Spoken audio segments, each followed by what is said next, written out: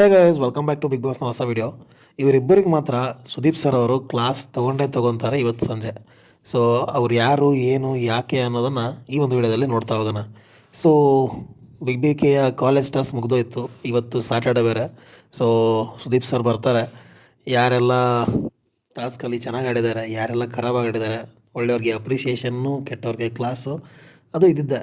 So ನನ್ನ ಪ್ರಕಾರ ಈ ವಾರ ರಿಷಾ ಅವ್ರಿಗೆ ಫಸ್ಟ್ ಕ್ಲಾಸು. ಯಾಕಂದರೆ ರಿಷಾ ಅವರು ರಕ್ಷಿತನ ಟಾರ್ಗೆಟ್ ಮಾಡ್ತಾ ಇದ್ದಾರೆ. ಅದು ಮೊನ್ನೆ ನೀವೆಲ್ಲ ಅಬ್ಸರ್ವ್ ಮಾಡಿರ್ಬೋದು.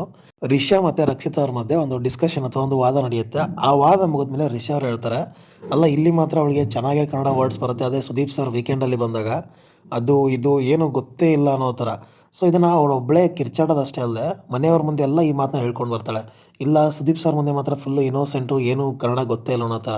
ಸೊ ಇಲ್ಲಿ ಅವರು ಮಾಡಿರೋಂಥ ಅಲಿಗೇಷನ್ ಏನು ಅಂದರೆ, ರಕ್ಷಿತಾಗೆ ಕನ್ನಡ ಬರುತ್ತೆ, ಆದರೂ ಕನ್ನಡ ಬರಲ್ಲ ಅನ್ನೋ ರೇಂಜ್ಗೆ ಡವ್ ಮಾಡ್ತಾಳೆ. ಯಾಕಂದರೆ ಜಗಳ ಮಾಡೋ ಟೈಮಲ್ಲಿ ಚೆನ್ನಾಗೇ ವಾದ ಮಾಡ್ತಾಳೆ, ಏನು ಅದು ಇದು ಅಂತ ಹೇಳಲ್ಲ. ಆದರೆ ಸುದೀಪ್ ಸರ್ ಅಂತ ಬಂದಾಗ ಅಲ್ಲಿ ಅದು ಇದು ವರ್ಡ್ಸೇ ಬರ್ತಿಲ್ಲ, ನೆನಪೇ ಆಗ್ತಿಲ್ಲ ಅನ್ನೋ ರೇಂಜ್ಗೆ ಡವ್ ಮಾಡ್ತಾಳೆ ಅಂತ. ಬಟ್ ಇಲ್ಲಿ ಯಾರಿಗೂ ನೋಡೋ ಆಡಿಯನ್ಸ್ಗೆ ರಕ್ಷಿತ್ ಅವರು ಆ್ಯಕ್ಟ್ ಮಾಡ್ತಿದ್ದಾರೆ ಅಥವಾ ಅವ್ರಿಗೆ ಕನ್ನಡ ಬರಲ್ಲ, ಬರ್ತಿದ್ರೂ ಬರಲ್ಲ ಅನ್ನೋ ಥರ ಆ್ಯಕ್ಟ್ ಮಾಡ್ತಿದ್ದಾರೆ ಅಂತ ಯಾರಿಗೂ ಅನಿಸಿಲ್ಲ. ಅವಳಿಗೆ ಮಾತ್ರ ಅನಿಸ್ತದೆ ರಿಷಾ ಅವ್ರಿಗೆ. ಅದು ಯಾಕೆ ಅಂತಂದರೆ, ಆ ಮನೆಯಲ್ಲಿ ರಿಷಾ ಅವ್ರಿಗೆ ಫೈಟ್ ಮಾಡೋವಂಥ ಕೆಪಾಸಿಟಿ ಯಾರ ಜೊತೆನೂ ಇಲ್ಲ. ಈ ಚಿಕ್ಕ ಹುಡುಗಿ ಏನು ಹೇಳಿದ್ರು ಹೇಳಿಸ್ಕೊತಾಳೆ, ಏನೇ ಬೈದರು ಬೈಸ್ಕೊತಾಳೆ ಅನ್ನೋ ಒಂದು ಕಾರಣಕ್ಕೆ ಬರೀ ರಕ್ಷಿತ್ ಅವ್ರನ್ನ ಇಟ್ಕೊಂಡ್ಬಿಟ್ಟಿದ್ದಾರೆ.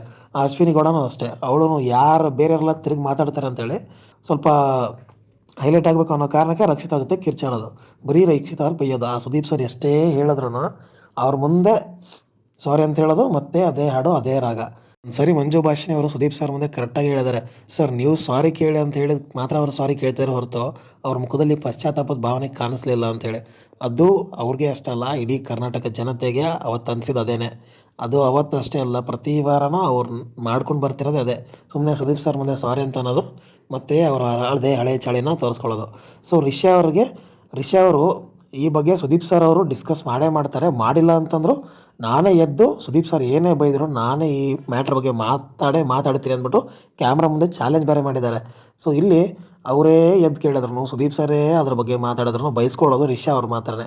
ಆ್ಯಂಡ್ ನಾನು ಮುಂಚೆನೇ ಹೇಳಿದ್ದೆ ಇಬ್ಬರಿಗೆ ಕ್ಲಾಸ್ ತೊಗೊತಾರೆ ಅಂತ.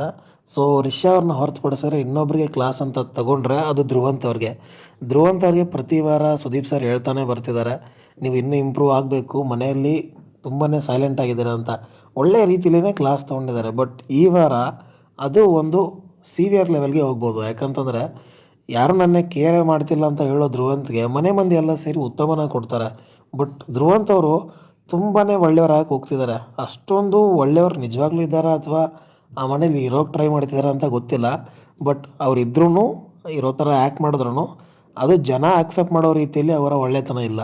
ಲೈಕ್ ಅಷ್ಟೊಂದು ಜನ ಸೇರಿ ಉತ್ತಮ ಅಂತ ಕೊಟ್ಟಾಗ ಅದನ್ನು ಅವ್ರು ಅಕ್ಸೆಪ್ಟ್ ಮಾಡಬೇಕಿತ್ತು. ಬಟ್ ಧ್ರುವಂತ್ ಅವರು ಅದನ್ನು ಅಕ್ಸೆಪ್ಟ್ ಮಾಡದೆ ಅದನ್ನು ಬೇರೆಯವ್ರಿಗೆ ಕೊಡಿ, ಯಾರು ಡಿಸರ್ವ್ ಇದ್ದಾರೆ, ನಾನು ಅದಕ್ಕೆ ಡಿಸರ್ವ್ ಅಲ್ಲ ಅಂತ ಹೇಳಿದ್ದು, ಹಾಗೆ ಹೇಳಿದ ರೀತಿ ಸರಿ ಇರಲಿಲ್ಲ ಅಂತ ನನಗನ್ಸುತ್ತೆ.